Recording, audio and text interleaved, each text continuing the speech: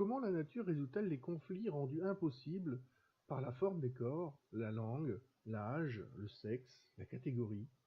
Comment additionne-t-elle les vérités galiléennes qui sont opposées euh, par les contraintes de chaque camp? Alors, pour résoudre et montrer ce phénomène, prenons deux objets du monde réel, un carré et un rond, sans aucun point commun entre eux. Un carré est un carré, un rond est un rond. Si vous changez quoi que ce soit d'un carré ou d'un rond, il n'est plus égal à sa forme. Alors, pour compliquer, prenons et découpons dans une feuille de papier la forme exacte de cet objet géométrique.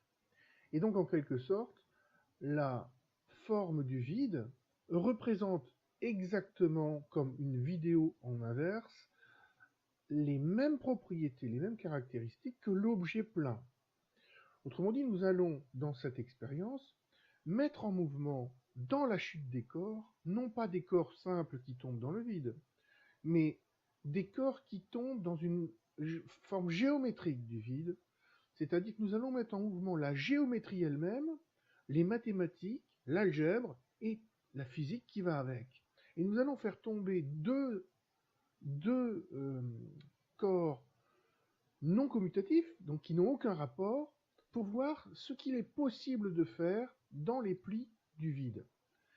Alors, si vous voulez parler d'une vérité entre ces deux langues, celle du carré et celle du rond, deux langues opposées, l'une est régie par la racine carrée de 2 qui est pythagoricienne, et le rond est réglé par pi et la logique archimédienne. Alors, si vous voulez faire passer quelque chose d'incroyable, bien sûr on peut faire passer un carré ordinaire, un carré égal à la diagonale si on pivote, si on fait une chute curviligne, mais la question est, est-il possible de faire passer un carré 4 fois plus grand dans la même forme originale? Eh bien vous voyez que oui.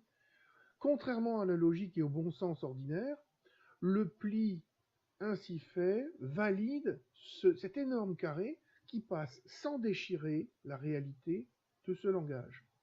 Donc là, nous avons quelque chose de fabuleux, qui est extrêmement, c'est une vérité incroyable pour la logique des carrés, qui vaut le coup d'être défendue. Maintenant, faisons la même chose pour le rond. Le rond, lui, ne possède pas la racine carrée de 2, la diagonale du carré. Donc, quelle que soit sa chute, qu'elle soit rectiligne ou curviligne, il va être limité. Donc la question est, est-ce que cet énorme rond peut passer néanmoins dans les plis que permet l'origami, dans les plis du vide? Voyons.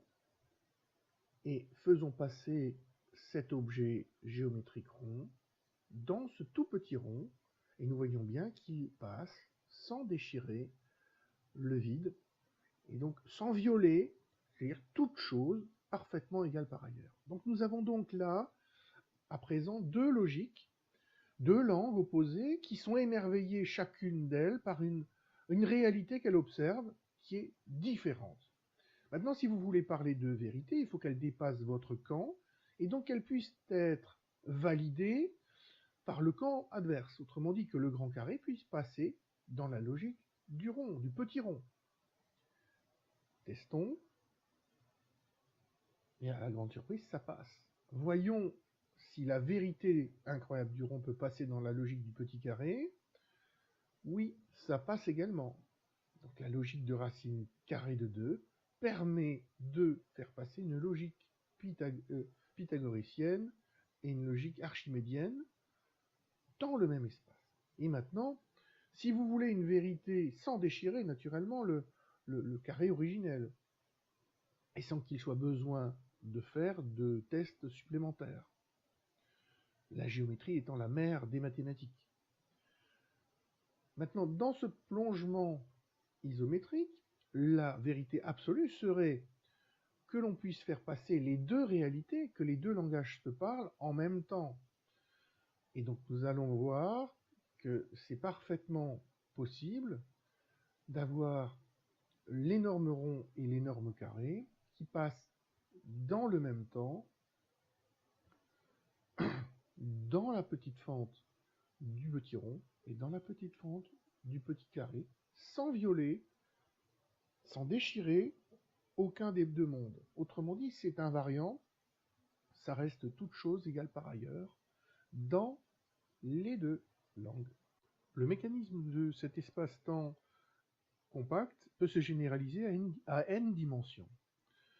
Alors, maintenant, si vous voulez parler réellement d'une vérité qui est transcendante à toutes les langues, mais il faut qu'une propriété du petit carré et du petit rond soit passée dans le grand carré et dans le grand rond. Au début, nous avions le carré unité qui était synchronisé, donc qui avait synchronisé sa diagonale sur le diamètre du cercle unité. Et on voit qu'à la fin, dans le plongement isométrique, eh bien, on a permis et on a transféré le diamètre du cercle au côté du carré. Et on a bien donc un échange quantifié, une intrication qui s'est produite, qui n'a jamais été montrée, et d'autant plus que tous les académiciens le savent bien, le plongement isométrique 3D est impossible à représenter dans le monde réel. Eh bien, cette petite vidéo montre la chute des corps d'une manière qui n'a jamais été montrée en 2500 ans.